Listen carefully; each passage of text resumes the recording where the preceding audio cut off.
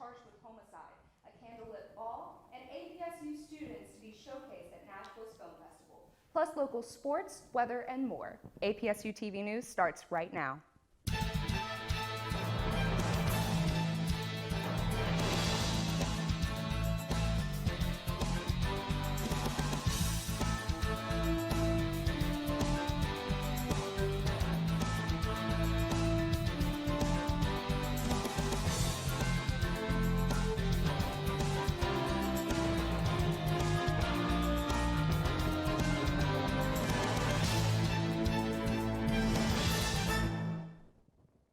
6 men were arrested this past Wednesday in connection to the homicide and attempted murder that took place at Summit Heights on July 21st.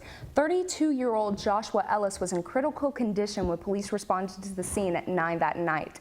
Ellis was taken by life flight to a Nashville hospital, but died the next morning from his injuries.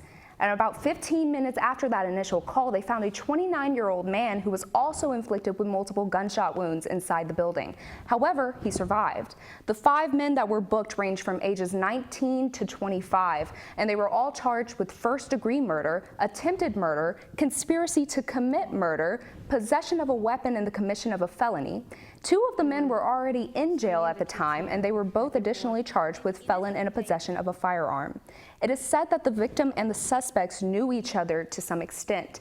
The investigation is still ongoing, and more arrests are expected. We will be updating this story on APSU-TV News. Please stay tuned. A grandmother in Memphis says she was enjoying a nice day at her park with her grandkids when it took a scary turn. CNN's Stacey Jacobson reports. We were swinging the kids here, back and forth. An innocent day at the park.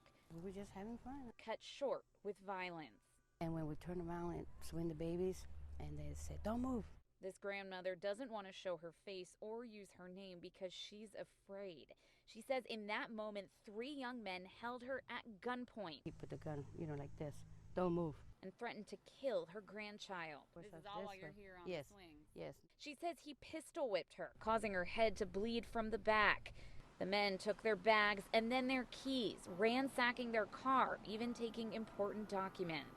My daughter had all her stuff in the van because she was moving, and they stole it. Soon after, she ran for help and found it. Now, here's what will make you realize there are people who care.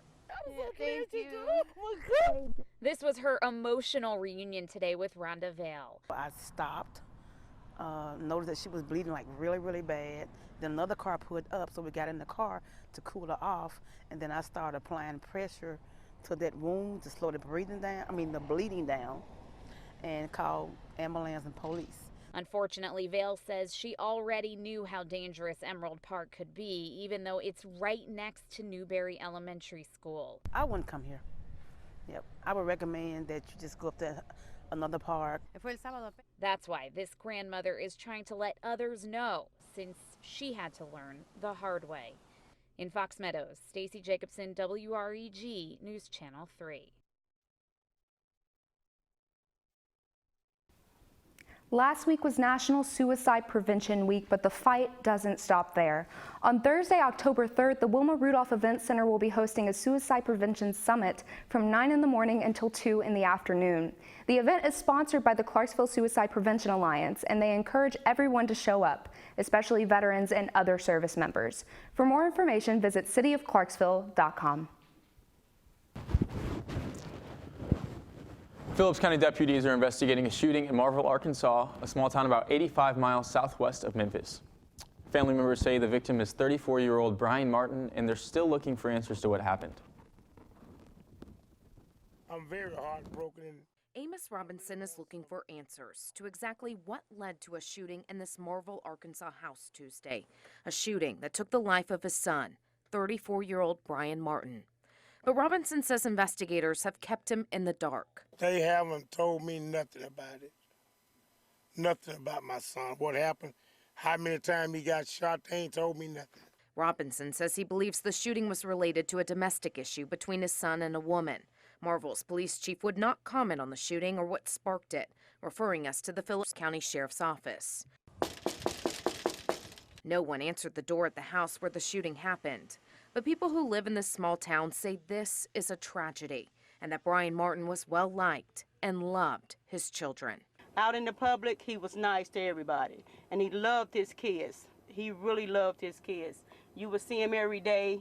When he wasn't working, he was out there playing basketball with his kids. Brian was a loving person that loved his kids and his family and was a workaholic. Like, he never done nothing bad to no one.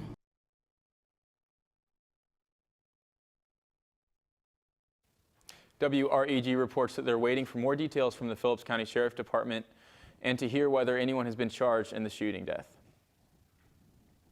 Downtown parking just got a little cheaper. Starting October 1st, you can get the first hour parking for free. That is a date that the Parking Commission previously designated for discontinuation. Commission Chairman Alan Cincini says, after speaking with frequent visitors of downtown, he believes the Parking Commission acted prematurely in abolishing the 1-hour free parking program. The decision was reversed last Thursday at the regular monthly meeting in City Hall, and the vote was unanimous. The AP reports that a Kentucky woman had stopped for gas when she noticed that the truck wasn't closed all the way. Imagine her surprise when she found a woman inside it. The incident took place in Millersville, Tennessee, and the woman jumped out and ran off when she was informed that the woman was going to call the police. The driver said the woman seemed injured, so police suspected that the woman potentially was injured before the incident. After going over surveillance, it turned out that she was injured while running through the woods and jumped into the shocked woman's trunk. A Kentucky woman with a history of DUIs is accused of the causing of a crash that killed 3 people. Police in Lexington say the woman is now charged with murder. Jacqueline Nee reports. On September 4th, 26-year-old Taylor Blevins and her sister, 20-year-old Caitlin Bailey, were headed home to Georgetown after visiting a friend. Police say Tammy Rodriguez was driving drunk the wrong way on I-75 North and hit the sister's car head-on, killing them both. Our lives would never be the same. You know, people had to go back to work. They still have to carry on with their lives, but now they have to carry on without them, and just still very upsetting. Lexington police say Rodriguez's initial charges of her 5th DUI and not having a license have been upgraded to include 3 counts of murder, assault, and wanton endangerment. Elizabeth Sawyers is Taylor and Caitlin's aunt. We all hope, especially that she doesn't see the light of day, out of a prison cell, that she don't walk away with anything. And we're really happy with the charges, and we feel, God will take care of everything for us. Sawyer says she can only hope the more serious charges will prevent Rodriguez from putting another family through the pain of losing a loved one. They were the light of our lives, and you just lose that light in your life. That everything that you see you read something, or you see something, or you see somebody. It's just everything reminds you of them. Rodriguez will also have to live with the fact her own sister, who was a passenger in her pickup truck, was also killed in the crash.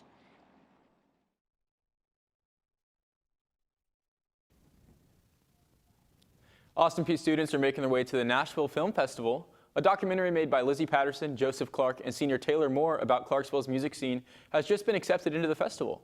The graduates will have their documentary shown at Hollywood theaters in Nashville from the 3rd to the 12th of October. APSU-TV congratulates you all. And another congratulations are in order for Sarah Casbier, who won APSU's Zone 3 Press 2019 Creative Nonfiction Book Award. She wrote a series of essays titled A Woman, a Plan, An Outline of a Man. Casbier will receive $1,000 and her book will be published next year. Casbier is from New York and has had many of her works published, but this is her first book. To read some of her previous works, you can go to Sarah, S-A-R-A-H, Casbier, Kasbeer.com. Now, it's been a hot week, and it looks like we're going to have some more hot weather. What do you think, Meghann? Well, to start off, what's left of Tropical Storm Imelda still is not done, as parts of Texas are underwater, with some places getting more than 40 inches of rain. Ed Lavendera reports. He will actually report back in a minute. Okay. Southeast Texas underwater. There's been a lot of water that has fallen on this city. Still reeling after a tropical depression hammered the area. Residents were frantically trying to escape the rising waters. In Beaumont, airboats surveying flooded streets for those stranded. Are you coming with us? We might not be able to come back, folks. Houston's police chief was going door to door to help residents secure their homes and evacuate. Local officials scrambling to help everyone they could. We were in the car and the water was rising pretty fast. So I got out and saw the police standing on the bridge, and I started screaming and they started screaming back, and they came all the way down to the car and walked us back up here. In Harris County, hundreds of high water rescues. But tragically, one man lost his life after driving into nearly 8 feet of floodwaters. The vehicle continued to go forward. It did come to a pause, and according to witnesses, for some unknown reason, he just punched it and tried to drive through it some more. Roads turned to rivers, cars stranded on Houston highways, drivers forced to abandon their vehicles. I feel all right. I was on my way to the dentist. Okay. This was pretty bad. It's so much and so fast a time. People struggling in neck-deep water. This man was spotted floating down this street. One couple in Jefferson County received this huge scare, spotting an alligator in the floodwaters near their home. That county has received more than 40 inches of rain. The most wild thing I have ever seen. Like, this is so much worse than Harvey.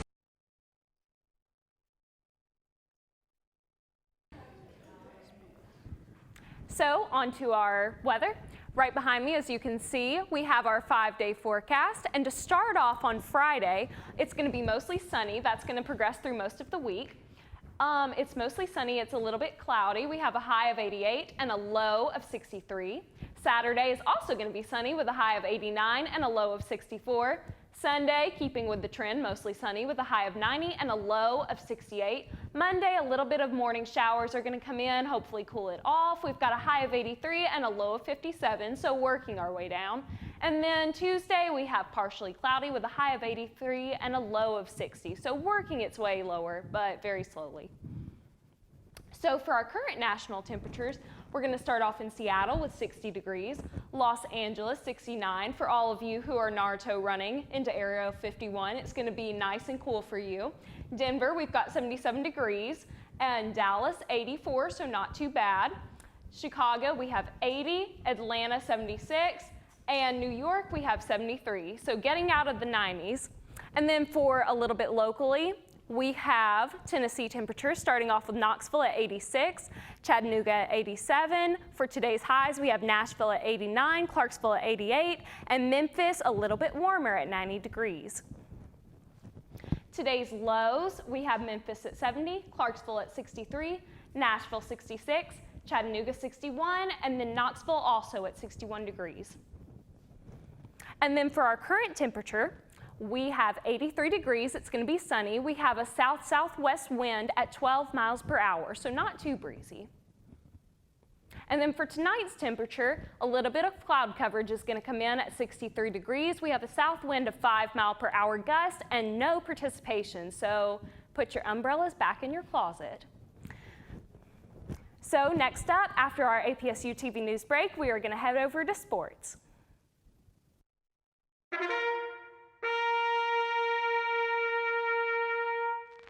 Welcome back to APSU-TV News. The men's and women's cross-country team traveled to SIUE this past weekend to compete in the John Flamer Invitational. The men's team placed 5th with 2 Govs finishing the top 25. Thomas Porter led the Govs with a time of 26 minutes and 53 seconds, placing him 15th. Noah Young finished 24th with a time of 27 minutes and 46 seconds. Their next meet is the APSU Cross Country Festival tomorrow at 9 in the morning. As for the women's team, they had a strong weekend with the senior Immaculate Kiplagat leading the way. She secured a top 15 finish, placing 14th in the 5-kilometer race. The Govs will continue to train hard as they too will be running in the APSU Cross Country Festival. Junior Chloe Stitt on the Austin Peay volleyball team posted her first career 20-kill outing at the Govs' most recent game. Unfortunately, it wasn't enough as they fell in all 4 sets to the Northern Iowa at the Mizzou Invitational. They looked ahead to Ball State University to compete in the Ankle Challenge today until Saturday. Good luck, ladies. As for the women's tennis team, they're picking up right where they left off as they took home some hardware this past weekend at the APSU Fall Invitational. Junior Fabian Schmidt and sophomore Martina Palladini Jennings had a great success as they both won their flight 1 and 2 singles. The duo of Schmidt and Danielle Morris took care of business, winning their doubles flight. Next up for the Govs, the UCA Fall Classic, September 27th to September 28th. Speaking of winning, the Austin Peay football team snagged a win on the road, beating Mercer 48-34 this past Saturday. A very notable performance from sophomore Cordell Jackson, as he became the first Governor defender with 2 interceptions returns for touchdown in a single game and tied the program's single-season record. The Govs look to bring this momentum to Johnson City as they face East Tennessee this Saturday at 6:30 p.m. The women's golf team shot a final round of 303, placing 3rd at the Greenbrier Invitational that finished this past Tuesday. Senior Meghann Stamps led the Govs' top 10 trio, finishing 3rd, with her 37 pars being 2nd most in the tournament. The other 2 top 10 finishers were sophomore Taylor Dedman and Shelby Darnell, both tying for 6th place at 227. The Govs will take a week off before hosting the F&M Bank APSU Intercollegiate, which takes place September 30th to October 1st at the Clarksville Country Club. Let's finish the sports segment off with some great news as the Austin Peay soccer team secured their very first win of the season last Sunday. We won 2-0 with goals from senior Renee Simon and myself, Claire Larose. Goalie Mary Parker Powell's 10th career shutout led her to earn OVC Goalkeeper of the Week, as well as Renee Simon, who earned OVC Defender of the Week. We head to Cincinnati to play our last non-conference game at 6 in the evening. Let's go Govs. Coming up next, students signing away their First Amendment right for free food. APSU-TV News will be right back.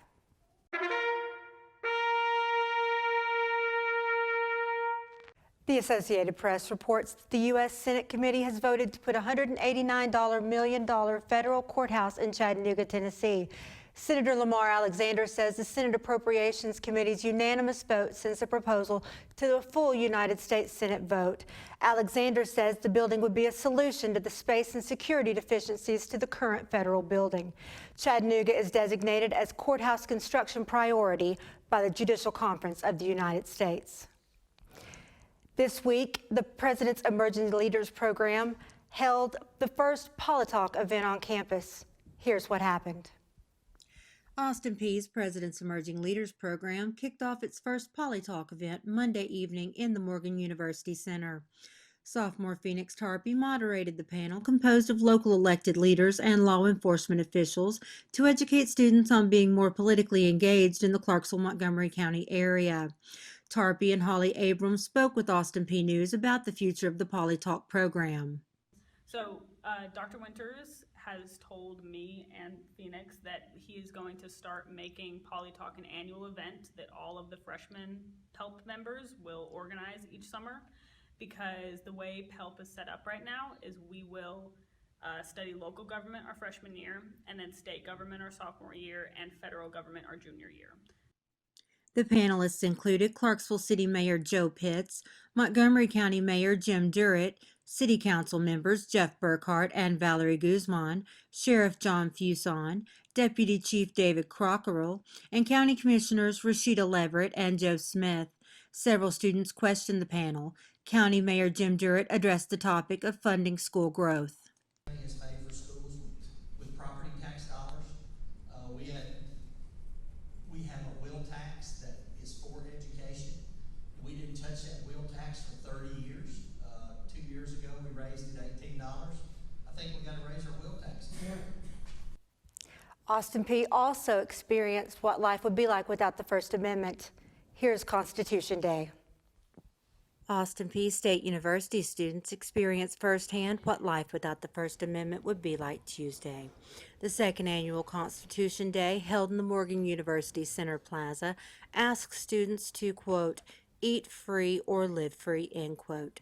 Students choosing to give up their First Amendment rights and eat free were immediately told to cover up all logos with tapes, put away their phones, were assigned seating, and given various orders. Student Sierra Taylor had this to say. They talked about how this is going to be an exercise showing you what it's like without your First Amendment rights, and I just thought it was a joke, but no, it's a little intense. According to Patrick Armstrong, coordinator of student publications and marketing, the exercise was started by Florida Atlantic University in 2007 and is now on campuses nationwide. The event is fully funded through an Englehart First Amendment grant and a One for All Free Speech Center grant. Eat Free or Live Free is sponsored by Austin Peay Student Publications, Student Life and Engagement, and the Allstate.